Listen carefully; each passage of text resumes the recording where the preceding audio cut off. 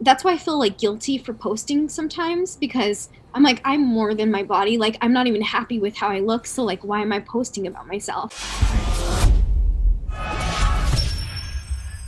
So previously you mentioned that you had body dysmorphia. Do you think that you still have this now, or did you kind of like get over it, or can you ever get over it? Is it something that's with you for life? Like when you look in the mirror right now, because you have muscle and you're in shape, and I'm looking on your Instagram, I'm like, check out these girls' quads, and like you're seeing all the muscles. Do you see that, or do you think I'm looking back at my old pictures when I was like super lean, and that's how I should look? And is it a constant struggle? Like anything you can add to that? I wish I could say that I worked through my body dysmorphia, but every day it still haunts me. And that's what makes doing social media so hard, because I'm expected to post my body, I guess. Well, I'm not really expected. I could do whatever the heck I want, but since I built my whole channel, or my whole things on my body, it's always so body focused, and I can't even trust the image that I see in the mirror. Sometimes it could take like hours just trying to put on clothes to make me feel at least somewhat decent in my body, and I don't know why it's such a struggle for me. They say body dysmorphia is like a sign of OCD, because you have all these repeated thoughts in your head that constantly back and forth, back and forth. So you come to believe that that lie is true of what you see in the mirror. So that's kind of where I'm at. Like I'm working with like a therapist and everything to help me with my body dysmorphia. And I think it's especially hard whenever you are anorexic, because you've seen yourself at such a low weight and you feel like anything above that is big. And even if it's not, you just feel that way. Yeah, I mean, I can totally relate, and I think most people who've died it. Once you see yourself at your best, like you're 5%, or you have your six pack. So here's the example: you're 200 pounds, you're a little bit chubby, not bad, and you feel okay, but you want to lose 10 pounds. You end up losing 50. You get shredded, and you look crazy. Everyone on social media, wow, oh my God, dream body, dream physique, you're amazing, you're at goals, goals, goals, I want to be you. And it's like, okay, then the contest is over, you gain back 25 pounds. So you're still 25 pounds lighter than you were. You're still in good shape, you look amazing, but you look in the mirror and you're like, I'm fat now. Because you were comparing yourself to what you once were. So that was what I was curious about, is if you look in the mirror and you see a reflection that's heavier than you once were, and despite the fact that so many people are commenting saying you look great and you're so strong, does that even help, or does it actually hurt? Like, does me saying I think you look great, look at your muscles, and the people commenting, does that help or does it hinder? Like, really, like, I don't know. Like, should I not even be giving compliments based on looks? Because does that further perpetuating the problem?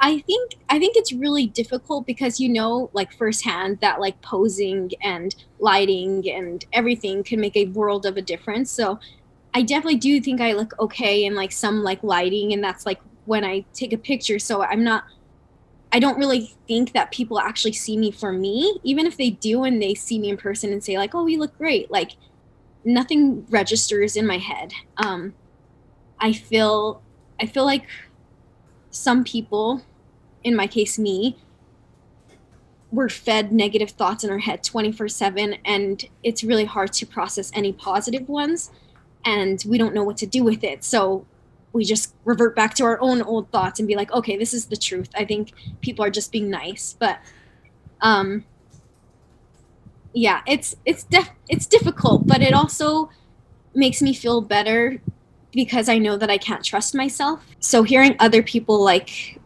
kind of reinforces that maybe I am not as bad as I think I am, if that makes So, sense. so overall, it's good. Like Yeah. the compliments and stuff. So this is really what I want to know. You have like say 100 comments, and 99 of them are, "You look great."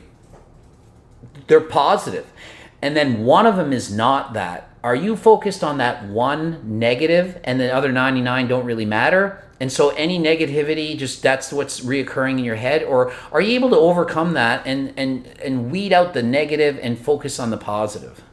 There's moments where I definitely let that comment like it, because it just reconfirms what I believe in my head.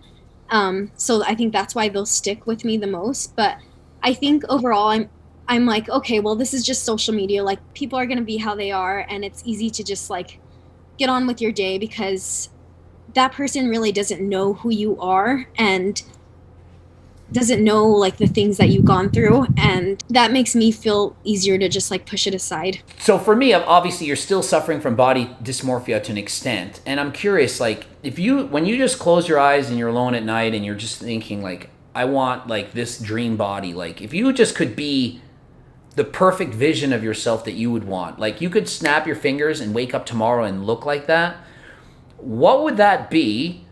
And even if you got there, would that even matter? Like, why would it be beneficial to actually look like that? And so, knowing that it wouldn't really matter, does that not help in terms of saying, well, I look like this, it is what it is, what's wrong with that? And just be the healthiest, best version of yourself. Like, what, like I just want to know, why is it so difficult not to just be happy with what you have and to focus on being something that you're not, that's essentially unattainable? We don't have the genie that can have our dream body. And even if you get there, probably going to want something even better after you get to there. So like, what is it that prevents us from being happy with ourselves right now? Like, what makes you unable to be completely satisfied with, I like this? Like, what's preventing that? Exactly. Like that's why I think body dysmorphia and eating disorders have so much more to do with it than just your body, because even if you did achieve a body that you really want, like you're still never going to be happy. You're still never going to be satisfied. And so I think it all just comes down to like being happy with yourself and like your inner being rather than just your appearance. So that's a great message. I mean, be happy with your insides, not for your outsides. But do you think that social media is one of the causes of this? Because, like, when I look at your profile, I don't see how you think or how you act or what kind of a person you are. I just see, what do you look like and what are your numbers in the deadlift? And if those are impressive, then that's impressing me. I don't know, what did you do nice today? How did you help your friends? We don't see that. And the entire society is based on what you see within 15 seconds on social media. So I feel like that's the big problem. Like, but I don't know if there's anything we can do to stop that. Yeah, it's scary because it's like you are so much more than how you look, and it's so hard to like portray yourself that way on just an app that like shows pictures of yourself. And I feel like that's why I feel like guilty for posting sometimes, because I'm like, I'm more than my body. Like I'm not even happy with how I look, so like why am I posting about myself? And um it's just like that constant comparison, because you don't see how people actually are on social media, and you're just scrolling through these perfect pictures all the time, and you feel like you're never enough. And that's why I don't really think that social media is a good thing for me. And it's definitely not something I want to pursue in the future.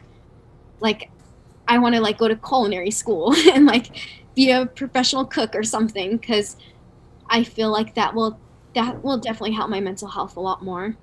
Yeah, I mean, that makes perfect sense, because if we're always on social media and we have a hard time struggling with that, and then we just keep doing it more, it's kind of like you're an alcoholic and you go to a bar all the time and you're surrounded by alcohol, or you're a drug addict and there's lines of creatine on the countertop, and it's like, how do you say no to that? So for you, where you're right now, a lot of your career is based on this. It must be a constant battle with, well, I kind of have to do this because that's what's putting money on the table, but at the same time, I probably shouldn't be doing as much of that because it's not making matters go away.